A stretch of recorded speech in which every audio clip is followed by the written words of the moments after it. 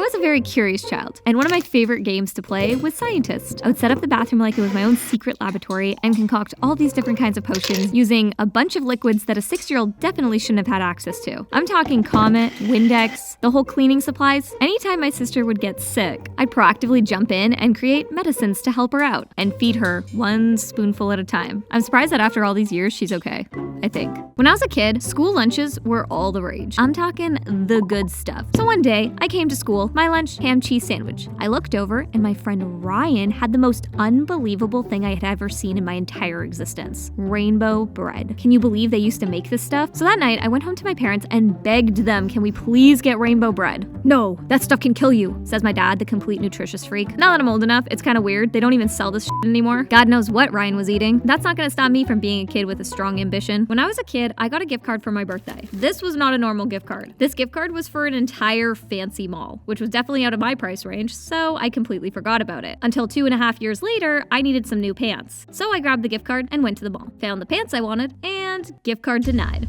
Apparently, the gift card had a negative balance. Not like there was no balance, like I had to owe money on the gift card because it had been so long. What do you mean? So the customer service rep demanded that I pay that balance back. You better believe I ran out of that mall so fast, that is not my people. When I was a kid, I loved giving gifts to people. Well, one day I found this piano that was lying around her house, totally in knocked up shape, couldn't even play any music, but I thought this would be a perfect gift for my younger sister's birthday. Fast forward to her birthday party, she starts unwrapping my gift and starts to get super excited when she notices the piano. She starts telling all of her friends that this is the same piano that she had when she was a kid, but the one that we had was broken. So all the kids start jumping in, trying to press the keys. Nothing happens. My sister flips it over and her smile just vanishes. She then realized that I just regifted her this piano. Anyway, thanks sis. Here's a regift to that story. When I was a kid, my family and I were in the process of moving houses. My parents conveniently had a work trip that lasted up till the moving day, which left my dad passing on the responsibility of packing up the entire house onto my sister and me. My first thought was, let's get this done as quick as possible so we can party with no parents. So we tossed cutlery in with the glassware, fridge food in with the good dishes, and filled large boxes with books that no one could carry. Unfortunately, packing, even done wrong, ended up taking the entire week my parents were gone. My dad was impressed that we made the impossible possible, but not as impressed with all the shattered dishes in our new home. Yeah, we ended up buying a bunch of new shit anyways. A couple years ago, my sister and I were traveling to visit family for the holidays. But if you've ever traveled on Christmas Day, you'd know how much of a nightmare it is. We woke up at 4 a.m. to catch a 7 a.m. flight, which of course was delayed. Eventually, we departed Toronto, Canada at 8:15 to get to Minneapolis, where we would catch another flight. We walked up to the attendant and noticed that we didn't have a seat. She told us that, yeah, we're on standby, which didn't actually matter because that flight got delayed anyways.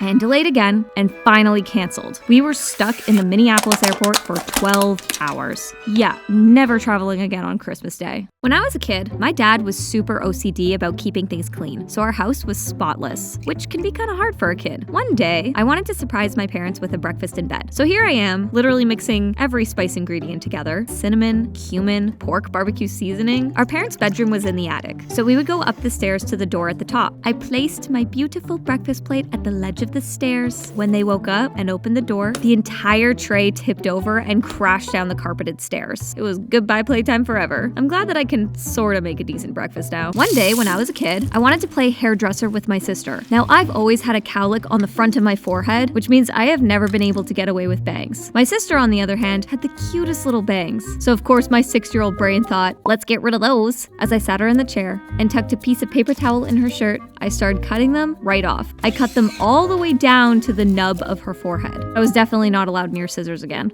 Or my sister. When I was a kid in school, I learned that my younger sister had a knack for picking locks. I don't know how she learned this or why, hidden talent that nobody asked for. Until one day, the student council treasurer was homesick, and the rest of us need to get the student council money from her locker. So I thought, my sister's really good at picking locks. After a quick talk where even the teacher was on board, we legit took her out of class and asked her to pick this lock for us. She took about 10 minutes picking at the lock and finally gave up saying, this must be one of those new fancy locks. I just can't get it. Turns out she had been finding unlocked lockers and pretending to open them. Serves my sorry ass right for trusting a 10-year-old. When I was a kid, my friends started a cool kids club that I very much wanted to be a part of, but the only way that I was allowed to join was if I wrote a letter to my secret admirer. As a 9-year-old, I never really had any crushes, which I told them, but they kept persisting. So eventually I caved in and picked someone at random.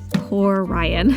Well, I ended up writing this letter, dotted my I's with hearts and everything, but when Ryan found out, he screamed with horror. My teacher, completely unimpressed, lined us all up and demanded us tell him who did it. Poor Ryan was scarred for life. When I was a kid, I went through a phase where I wanted to feel cooler than I actually was. You know the kid in the corner who's always listening to their music, but then you find out that they're really just blasting Disney tunes? Yeah, that was me. Well, one day, I was walking with my friend through the neighborhood, ignoring our conversation, when she suddenly stopped to talk to someone. Clued out, I didn't even realize that we were hanging out on the porch of my bully, Ethan's house. So I leaned into my friend and whispered, "Hey, is this Ethan's house?" To which everyone turned and stared at me. My friend rips the earbud out of my ear and says, "You know everyone can hear you, right?" That made me completely mortified. That was the last of days I blasted music around company. When I was a kid, I had this brilliant idea that us kids should create a Mario Kart go-kart race. The plan was to make a bunch of go-karts without adult supervision and race them around the neighborhood park. So my friends and I went door to door to hundreds of houses, advertising this race, promising a fun time with food and games for the attendees. 2 weeks go by, and we did build a couple go-karts. One was a pizza box on top of a skateboard. Kids and families showed up on race day ready for the festivities and was greeted by nothing. Literally everyone was chanting, "We want the race!" It was so embarrassing, and I slowly backed away into the bushes. When I was a kid, I used to ride my bike everywhere, pretty much using it like a car. Well, one day we rode our bikes to school. As usual, me locking up my bike. My brother did not for the entire day of school. So during outdoor play in our after-school club, we walked out of the gym and I saw none other than Ethan, my bully, sitting on my brother's bike, yelling at his friends to hurry up while they were throwing rocks at my bike, trying to get the lock open. Luckily, the teacher saw this and shooed them away pretty quick, but not before they had knocked all the numbers off of my bike lock, leaving me needing to guess each number on my combination. I will remember those dents forever. When I was a kid, I really liked planning parties. Well, one day, I decided to plan my birthday party and wanted to invite the entire class. So I wrote out the invitations, all by myself,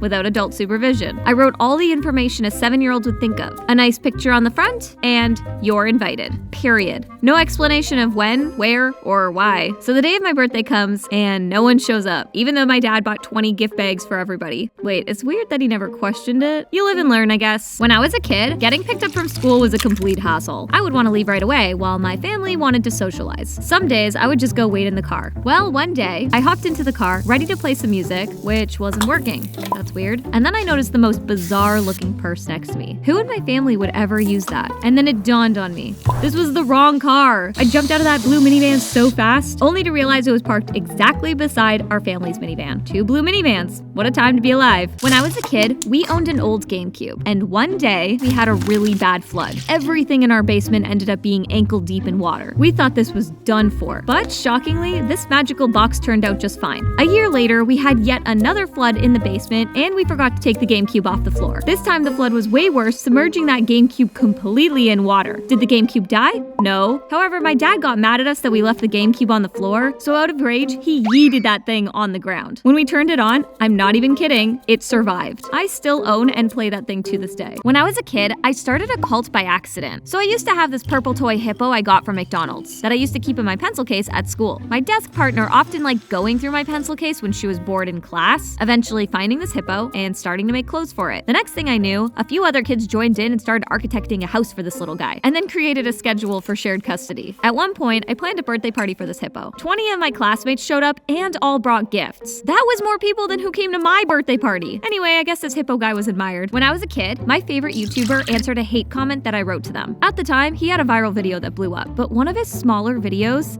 I don't know, there was just something about it that just really bothered me. The actress just felt so out of place. So I commented, "You need to hire a better actress." In a matter of seconds, my phone goes off. With a response, "You mean my girlfriend?" And that's where I should have stopped. But did I? Oh, hell no. I had to say the extra note, "Yeah, she kinda sucks." What dumb little shits kids can be, am I right? When I was a kid, I had a really hard time in school, basically failing most of the important subjects. Math, science, but especially English. When the class took turns reading aloud, I was the kid who counted students ahead of me and then practiced the hell out of that paragraph. Well, one day, a teacher pulled me out of my English class and told me, "Sweetie, you could just use a little extra help, so we need to move you to a different class." Walking down that hallway, eyes pointing at me, I was welcomed to the ESL class. So while everyone else in this class had mastered their own language and was now learning a new one, I couldn't even grasp my first language. It was many years later that I learned I had dyslexia. Shocker. When I was a kid, I almost got knifed because of chess. So my parents insisted we took chess lessons, saying that us kids needed to be high sophisticated members of society. Well, these lessons took place at the community school. And I don't know what it was about this place. Even though we were all in elementary school, these kids would usually be talking about PG-13 related issues and threatening to stab us with their little Swiss Army knives. I tried telling my parents I needed to quit chess. I kept saying, the Kana kids are gonna beat me, but they just laughed and told me to stick with it. Well, flash forward many years later, this story came up in passing, and I was talking to my parents about it. And they just mentioned, I never really learned how to play chess. Not my cup of tea. Whatever happened to high sophisticated members of society, huh? Yeah, that's rich.